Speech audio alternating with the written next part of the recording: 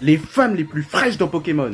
Yo, Sapsama, l'éclair bleu, et on commence avec ma femme, Sarah. Sarah de la Team Aqua. Seuls les vrais savent. Carrément là, niveau tenue, je suis assorti à la Team Aqua. Moi, quand j'étais dresseur dans Pokémon Rosa, je voulais quitter ma carrière de dresseur pour être dans la Team Aqua, et du coup, pour être avec Sarah. Regardez le flow qu'elle a. Avec la mèche bleue, la mélanine, en fait, il y a tout qui est bien.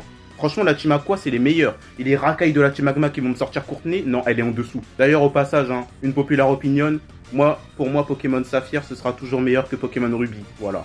Saphir Alpha, Primo Kyogre, Arthur de la Team Aqua. Franchement, il n'y a pas mieux. On poursuit avec Cynthia. Alors, Cynthia, je sais qu'elle a traumatisé toute une génération, mais en vrai, elle est jolie, tu vois, avec son manteau noir, elle a du flow. Et enfin, on termine cette vidéo avec une daronne. Et je vais pas sortir la daronne à Sacha, hein. Ça c'est les PNJ. Moi, je vais sortir la daronne à Flora. Vous voyez, je suis distingué. En vrai, je sais même pas comment Norman il a réussi à la gérer. Regardez Norman avec sa grosse calvitie là. Il a un M, on dirait Vegeta. Il a réussi à gérer la daronne à Flora.